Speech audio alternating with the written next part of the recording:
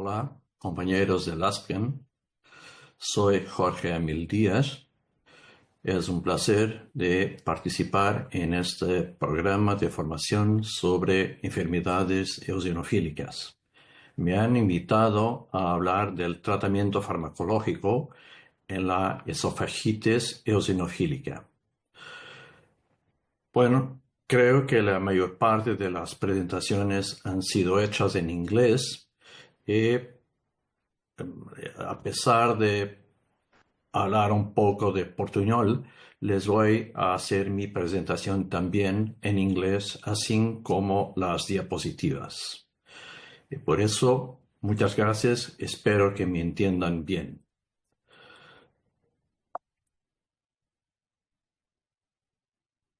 These are my disclosures. And just to make a common background to my presentation, I wish to remind that eosinophilic esophagitis is diagnosed by clinical symptoms, endoscopic abnormalities, and histological features. Therefore, just a single finding may not be enough to confirm a diagnosis, but this has certainly been addressed by previous speakers. Also, it is important to keep in mind that signs and symptoms vary across age groups. Therefore, we have to be cautious about the specific age group that we are seeing, or the patient we are seeing, and take into consideration that young children may not often present signs of dysphagia. They may refuse eating, they may be slow eaters, they may drink a lot of water. Therefore, some specific attention is needed to identify this particular group of patients. Again, this is a chart showing the various signs and symptoms that may occur across various groups. And the pathogenesis of eosinophilic esophagitis has certainly been addressed previously by other speakers, but just to remind you that it is a complex mechanism. Basically, there is some defect in the defensive mechanisms of the esophageal epithelium that allows penetration of antigens, and that triggers a cascade of inflammatory processes that lead to inflammation, leads to dysmotility, and later on it may even lead to stenosis. So we need to address treatment, and currently we still do not have a fantastic option that should be used as the first line of treatment. So we have new drugs, and I'll come back to that, but in most cases, we start by easier options. And there is no obvious advantage of one over the other. So elimination diets are one of the best options if we can manage to avoid a single food into the diet of the patient and control the signs and symptoms. That is ideal. Although that does not work in all patients, and sometimes more than one food needs to be eliminated, making elimination diets a bit more complex and difficult to comply. But if they work, it's fantastic, and it is certainly a very good option. Of course, we all know that elemental diet provides the best results, but it is both expensive, it's unpalatable, and it is not sustainable as a long-term treatment. Therefore, diets and elimination diets have some role, but that has also been certainly addressed by other speakers, and I will get into pharmacological treatment. On pharmacology, PPIs have shown to be quite effective in a good number of patients. Not all patients respond, but apart from controlling acid secretion, which may reduce some amount of reflux that may induce some increased permeability of mucosa. But also PPIs have shown to have anti-inflammatory effects, namely by reducing expression of eotaxin 3 and therefore reducing the inflammatory cascade of eosinophilic esophagitis. And they can be used both for induction of remission and also for maintenance. And this is one of the various publications that have used PPIs in the treatment of EoE. And this one comes from Spain, from Carolina Gutierrez Unquera. And as you can see, the majority of patients responded actually with complete remission on PPIs. And even patients on partial remission, half of them were on histological remission. Therefore, PPIs, if they are effective, are quite a good option. They are not expensive nowadays. They are easy to take, and they seem to be quite a good option for the patients who respond to it. The third alternative is topical steroids. As an inflammatory process, it is clear that using topical steroids is an excellent idea. The problem is that we still do not have everywhere approved formulations for the treatment of eosinophilic esophagitis.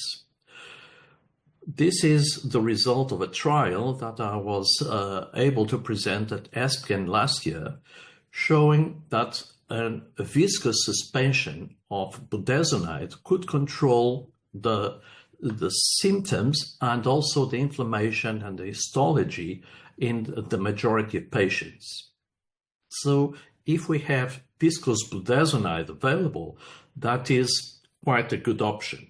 The problem is that not many countries have it yet for pediatric patients. So either we use off-label preparations, we can use the aerosols that are used for asthma, instructing patients to swallow them rather than inhaling, or we can instruct parents to prepare some homemade thickened suspensions. Some hospital pharmacies can do it using base syrup they use for other drugs, and they can dissolve the budesonide or fluticasone and create also a preparation for patients to take. In some countries, there is already an approved formulation, and FDA has approved formulation for children above 11 years of age. And in other countries, but only for adults, there are oral dispersible tablets which dissolve and they run slowly down the esophagus, and they are effective. So still, we do not have the best solution in every country, but topical steroids are certainly a very good option to control eosinophilic esophagitis. We must instruct patients to take the drug after eating and brushing their teeth. They should not drink or eat after taking the drug. And the risk of candidiasis exists, but it's easily controlled with specific drugs.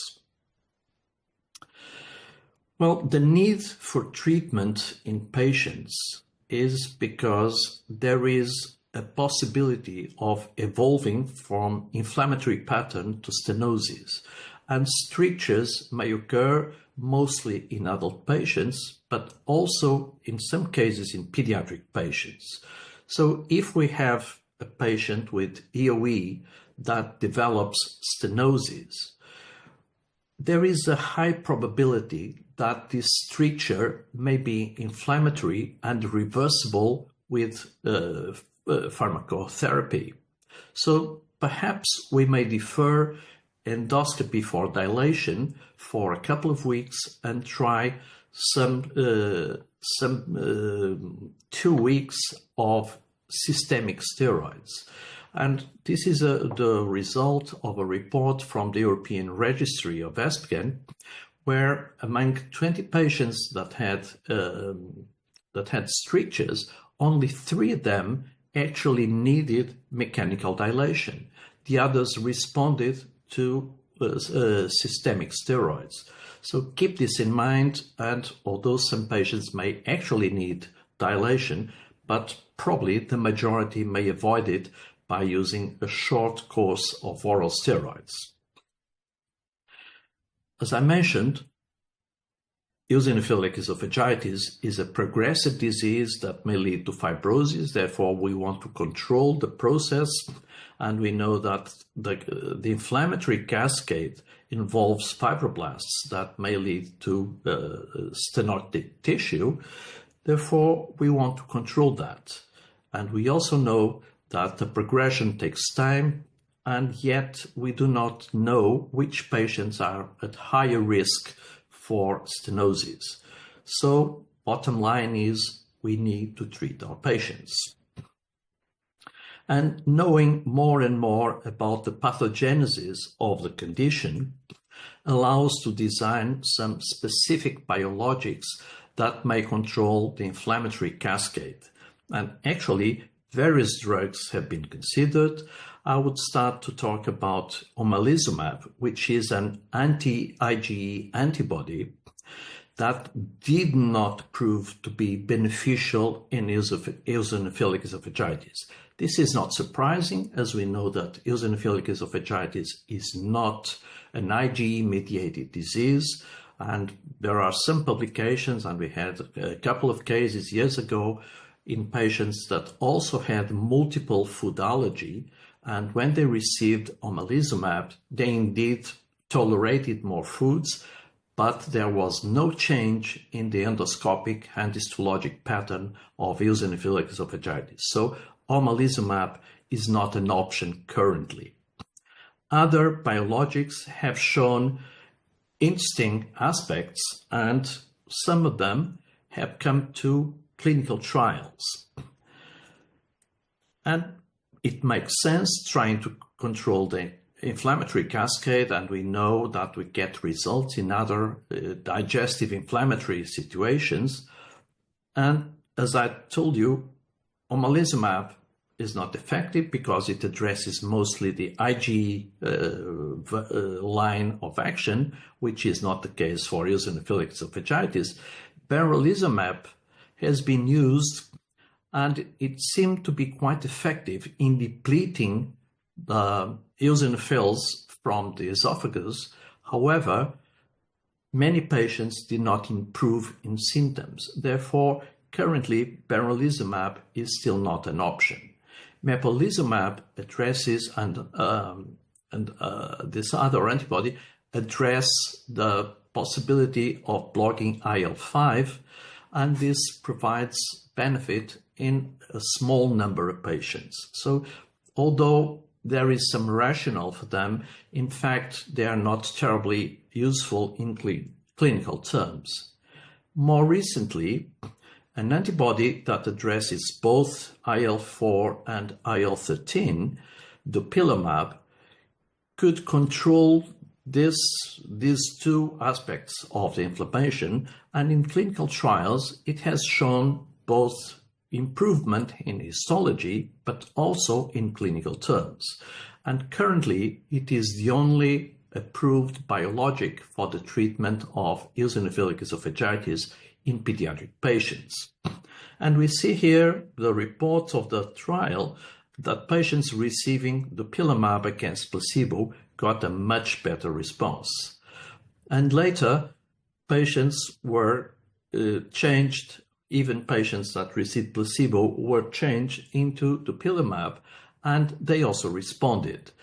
Therefore, even if this biologic is not the first option, we can still get response in patients that did not improve previously. Also, some studies showed that the use of dupilumab could reduce markedly the heat map of gene expression of inflammation. So actually, it is effective, and this was seen both at weeks 16 and 52. So it is quite a good option, although not being the first line of treatment. Another issue that we have to discuss, although we still do not have formal recommendations, but taking the example of other diseases where we use more than one treatment option, is to consider the possibility of combining treatments. Probably all of us have seen patients who were started, for example, on PPIs, and they report they are much better, no symptoms, and when we do endoscopy, still there is a lot of inflammation and there are a lot of eosinophils. So we managed to get some improvement in symptoms, but not controlled completely the inflammatory process. And therefore, perhaps we should organize and plan clinical trials comparing the combination treatments with single-line treatment in patients who do not respond to the first-line option. And this report actually shows that patients that were treated with topical steroids and two-food elimination diet, they got better compared to the baseline situation. So it is actually worth considering combining more than one option of treatment before engaging into second-line options like biologics. As I mentioned, still there are no clear guidelines about this. For the time being, we have small series, and we should probably look more carefully into this option in the near future. Reports from the Cincinnati group show that it is possible to identify subgroups of patients with eosinophilic esophagitis. And indeed, taking various features into account, they could identify basically 3 lines or 3 groups of patients. Patients that have mostly inflammatory pattern with atopy, and they are sensitive to steroids.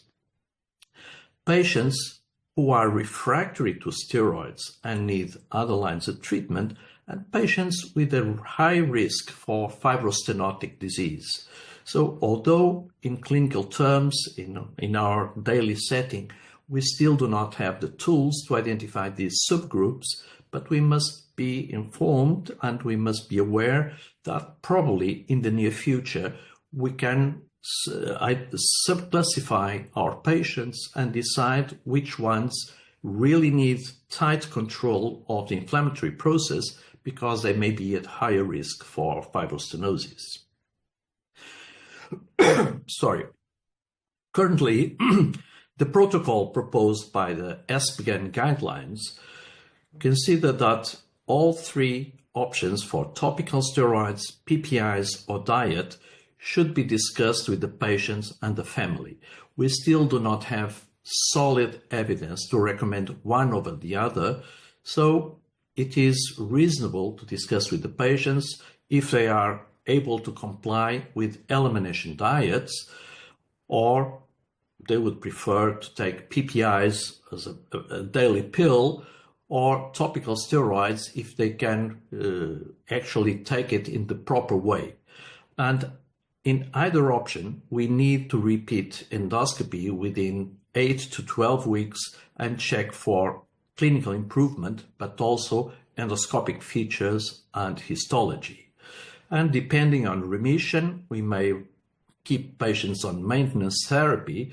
We may even reduce the dose of the drug, and necessarily we'll need to repeat endoscopies and biopsies. If patients keep on symptoms, we need to reevaluate the diagnosis, of course,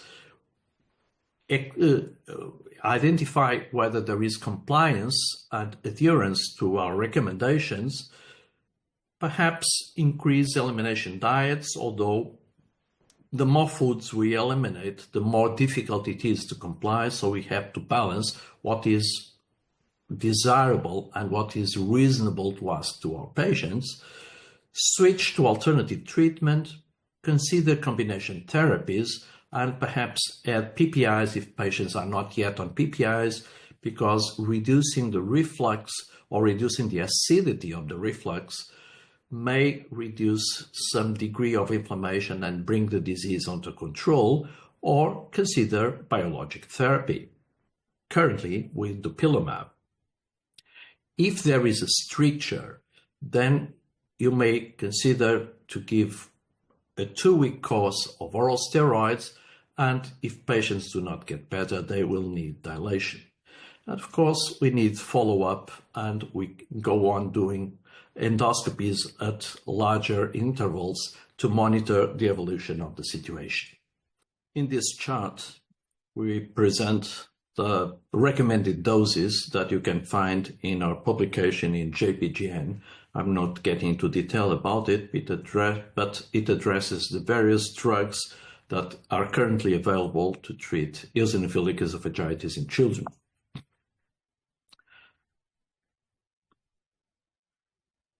As mentioned before, we're getting more and more into the omics of pathology, and in the future we'll be able to identify the subtypes of patients that will help us to define the ones that need more aggressive treatment because they are at higher risk of developing stenosis and fibrostenotic disease, or the patients that can be managed based on merely signs and symptoms. So coming to an end and wrapping up, we still need to define clearly when to combine treatments. There is not yet a formal recommendation, but we need to take this into account and consider this in a subgroup of patients that only responds partially to the first intervention. We have to keep in mind that depleting eosinophils may not be enough to control the disease. And as I mentioned, one of the biologics that was very effective in reducing and depleting eosinophils did not show the same effect in controlling signs and symptoms. Biologics, though being quite effective, are expensive, and they should not be the first line of treatment for all patients, so we should, for the time being, still use less expensive measures, but keeping in mind that there is a role for biologics in some patients. Of course, knowing the ones that are higher risk will help us to be more aggressive in the initial treatment. And one issue that is coming now into discussion is what is the ideal target? Should we go for complete mucosal healing, or can we settle for clinical benefit and comfort of patients? Still, the usual recommendation is to try and control and have mucosal healing. However, this is a non-closed argument for the time being. So in the majority of patients, PPIs and topical steroids are good alternatives for active disease. Combining treatments may be useful in some patients. We need to monitor the evolution because some of our patients may evolve into stenosis, and we want to avoid that. And when the disease is difficult to control with the basic measures, we have the access to biologics that are showing quite effective control of the inflammation.